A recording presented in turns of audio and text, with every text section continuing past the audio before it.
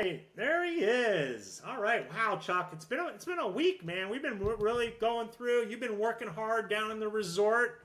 Any big news from the resort? Anything going on? Is this is now shoulder season, right? That's what you guys Yeah. call this, shoulder season. Look, in the state of Florida, whether you're in Orlando, whether you're here in the Florida Keys, September is traditionally slow. You got a slow period right before Labor Day, people still coming, and then Labor Day. Then after that, it just dies because no one wants to bring their kids or go on vacation that they have kids right when school starts. I mean, they'll Right. pull their kids out of school in October, November, December, January, February. They will not pull them out of school in September. If you're looking to go on vacation in the state of Florida, in Orlando, in the Florida Keys, Miami, South Florida, September's a great month. Another great month is May. Okay, so two good months. And if you're looking to go to Orlando, January. So there's a long There you go. answer to a very short question. Yeah, no, no, I think that's good, I'm a big believer. We used to travel all the time up to Maine in September. That was our time to go because the tourists have left and we got to hang out, and we love that time of year. So I just checking that in. And so I just got back from Nashville. We were talking about before we came on air. I was down in Nashville doing a class on emotional intelligence. One of my favorite subjects, one of my favorite topics. We should probably do a podcast about emotional intelligence. Maybe we can Yeah, think about a good story or something. Maybe just do like a quick you 15, 20 should. minute introduction and get, and then people, if they want, they can like come and we could talk more about it and I can come into the organization and do it. I love doing a little EI. I think it's one of the most powerful things, not only for work, but outside of work. In fact, the person that introduced me was the executive director for this nonprofit. And she said that she had gone to my classes at another place about 2 months ago and saw me and said, "Wow, we need to get you in my organization."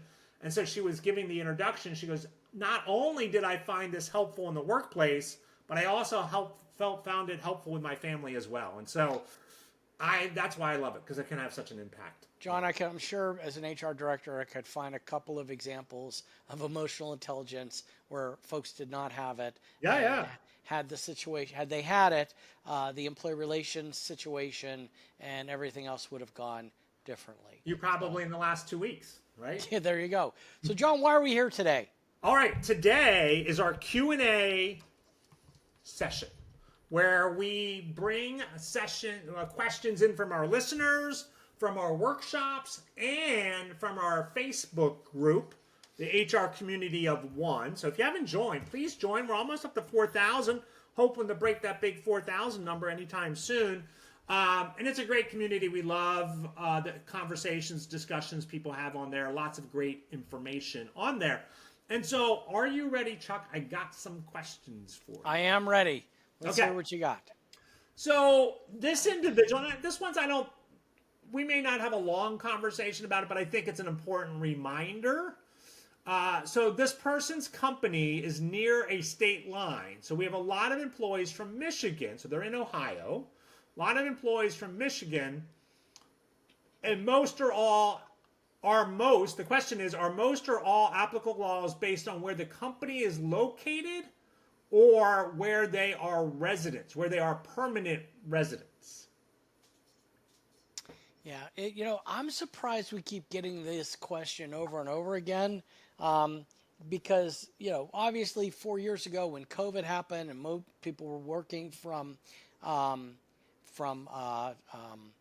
working from home, or they were moving to places like Florida and they were working in Florida. So I think, John, if I'm not mistaken, it's where they are actually working, right? It is where they are actually working. There are some states that have laws where they're so close, like, Pennsylvania, New York, Pennsylvania, New Jersey, where there may be some tax Yeah. reciprocal laws and stuff like that.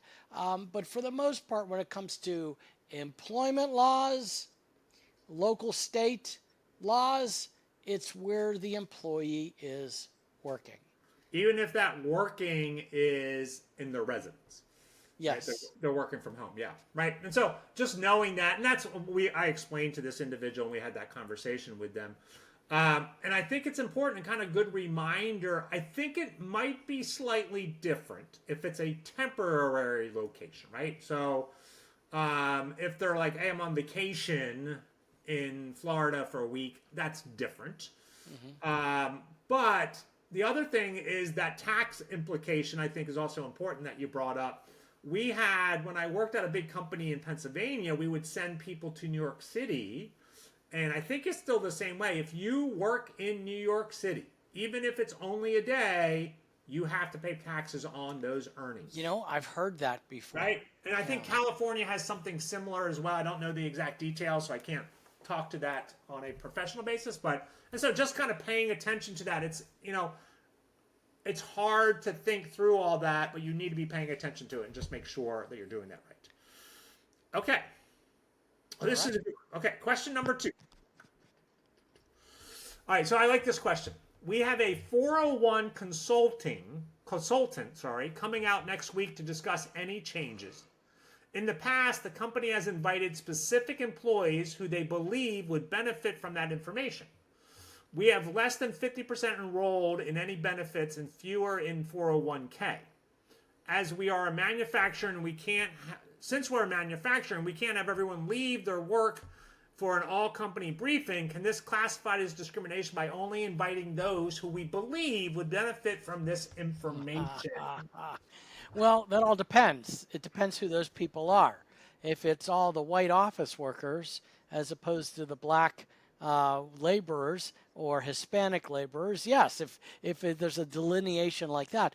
But 401k laws basically say that you have to make an effort to get people to sign up. Right. You literally are obligated to make sure people know, hey, we have a 401k program.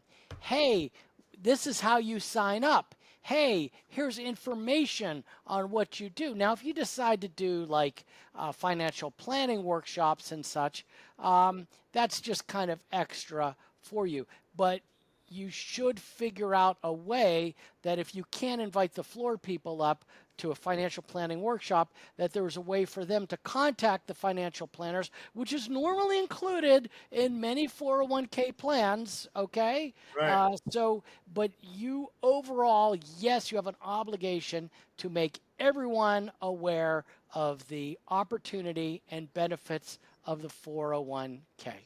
Yeah, and I would take that a little farther. And again, you don't have to. Again, this is maybe a little different. This whole like, hey, we're just if you have the 401k and you're interested in learning more about like what you can do, we're going to invite you to a meeting. But for everyone else, go to staff meetings and show up. Hey, by the way, we have this 401k benefit. This is what it means. This is what you get. This is our match. That kind of stuff.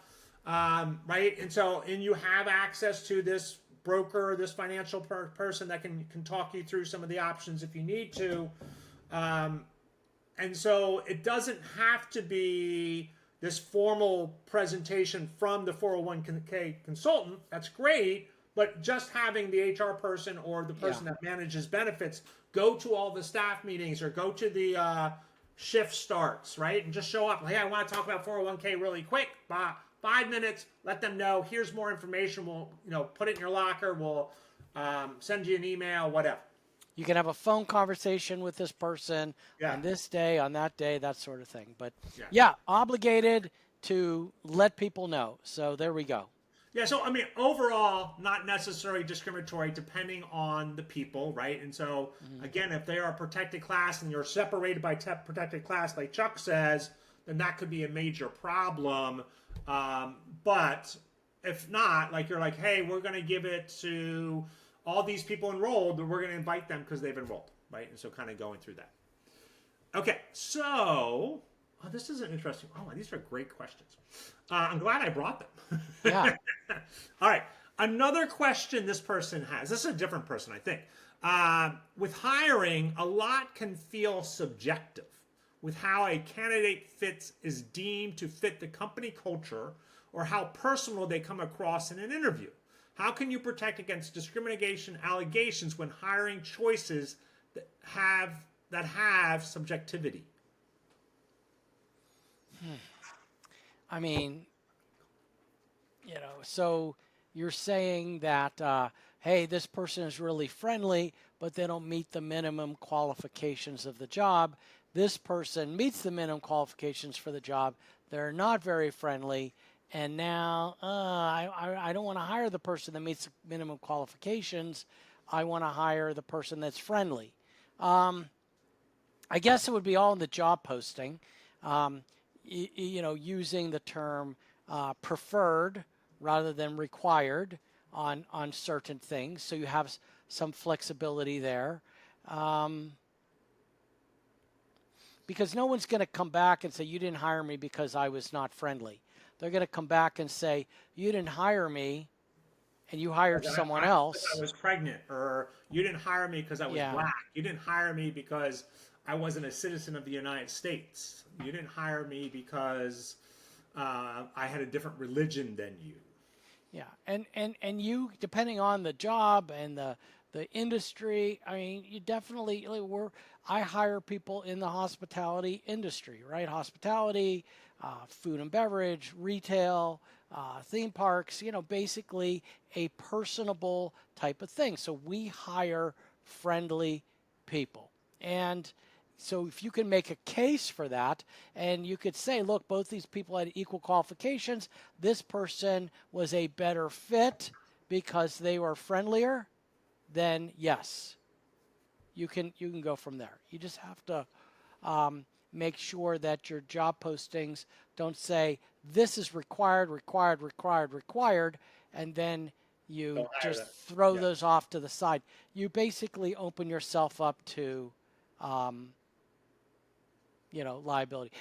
Our friend Lisa Smith from the HR Help Desk says, you can't ever be lawsuit proof, you can't be audit proof, but you can kind of close that gap, right? You audit secure, as she likes to audit say. secure. So you close that gap with the little things, so it's the opening is not as wide for someone to come in and sue you. But that's the best answer I have. Yeah, no, and I think I would go back to not just the job posting, but look at your job description, which again, right, the job posting is coming from the job description. What do you require on that, right? And so making sure that your requirements are preferred or very well defined. Like, do they need a bachelor's degree? Do they not need a bachelor's degree? Doing that, I think, can be good. The other thing that I would recommend is sitting down with the hiring manager and what are the characteristics and traits that make somebody successful in this role? Right? That's the question. And then listing those 7 characteristics and then rating them on those characteristics, going, yeah, they have all these, and then making the decision which one is going to work best, which one's going to be most successful in your organization. And if you're hiring someone just because you like them, that's not a reason to hire somebody. Not a reason to hire somebody. Again, you can do it. But that's not, if I have other candidates, I'm not hiring just the person I like. I'm going to hire the person that I think will be successful in this role and help my company be successful. And so again, one of the things I will tell people though is hire for attitude every time over knowledge and skill set, right? If they have the right attitude, but then you have to define that right attitude, right? And so Disney, right? They are the best at hiring for attitude because a lot of the jobs they have to do with the public, right? They need to have this fantastic attitude, and they don't have it. It's just not going to work out. And so the one thing that I have learned in all my years, Chuck, is that every company, a good attitude is defined differently and should be defined differently, right? And so being very specific, what does it mean to have a good attitude at our company? So let me give you for instance here. I worked at a company that adaptability, flexibility, the ability to handle change was really important. We knew if that person came in with that capability, they were more likely to be successful in an organization. I've also worked with organizations that stability, rule following, procedure following was really important. right? And those are two totally different things, right? And so kind of making sure and going, what is this? And how do I look at that becomes really important. So yes, subjectivity is always going to matter in the hiring process, but you have to do your best to make it what I call observable behaviors. What are you looking for in that person? Being very clear and then document. So if there is a question like, why did you hire John versus Chuck? What's that in there? So. Yeah, I mean, I think you've covered all the bases here. Folks, it's an art sometimes, not just the science. Yeah, for sure, So for sure. go. All right, another question, Chuck. Are you ready? Yes. If my employee works 3-hour shifts, but they decide to come in early and clock in. There's no work to do, but they clock in and wait for their shift to start. Is that okay? Is it okay that the payroll admin adjusts their time to the 3-hour shift start? It depends. It depends. The way that's written, yes and no. Okay? All right, so here's the deal. Any timekeeping system, your basic timekeeping systems out there now have the opportunity to limit. I can't imagine a timekeeping system that doesn't, where you can limit people to not clocking in more than 1, 2, 3, 4, 5 minutes before the start of their shift. It's very simple. You input the schedules into the time system. The system knows I'm in at this person's in at 12. They try and swipe in 11:30. It will not accept that punch. And That's great. that is the first thing that you need to do Yeah. look into.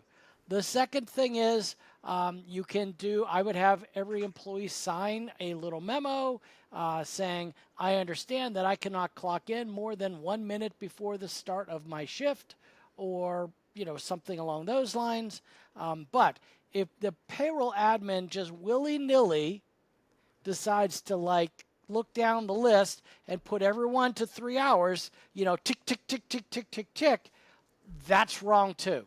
You can't. Can you do it? Yes. Are you opening yourself up to a potential lawsuit? Absolutely. Because the payroll admin doesn't know, hey, this person clocked in early, but they went and did some work. But this person clocked in early and they did not. They don't know. So if you are going to adjust it, I would have the employee sign off on a timekeeping sheet saying, I agree to you changing my punch, and then file it away, because that's the first thing the Department of Labor Wage and Hour Division is going to look for. No, that's all great advice. I agree with all of that. Again, one of the things is, let's change the scenario a little. If that person came in early and started to work, then we need to pay them for that, even though they weren't on the schedule, even though you had all the things in place. They started to work. We permitted them to work, and you can document them. You can counsel them. Yeah, you can write them up. Sure, you're definitely going to write them up. But I love those answers. That was good. So here's a question. Yeah. So if a person, one of our workers, is going to get their license and certification application, right? So if for some reason they need to be certified in this role, and we send them to, so they sort of I need to go get my fingerprinting for this certification. Is that something that we need to pay for? You want to be on the safe side? Yes. You want to be on the safe side, especially if it's during work hours and you're doing something for the employer to stay employed. I'll give you an example. Where all of our hourly employees that handle credit cards once a year here at the restaurants have to go through a cyber training class on accepted practices with handling credit cards and things like that. So they have to take a 47-minute class. Now, 48, folks. It was 47. It is. It's a 40 because it's a series of videos. Okay. And that's paid. We're saying to do this job, you have to take this class. And I had managers that were telling people, here's your link, go home and do it. I'm like, well, then you got to give them an hour Well, I don't care. You're going to pay them an hour, right? Just to be safe. And so, yes. Now, I will tell you, if it's pre-employment, hey, you got to do this, you got to do this, you got to do this, then it's not necessary.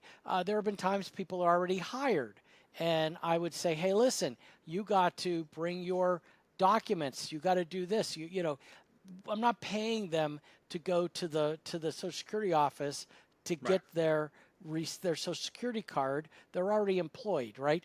But I'm saying you got to go get your Social Security card or your birth certificate or something.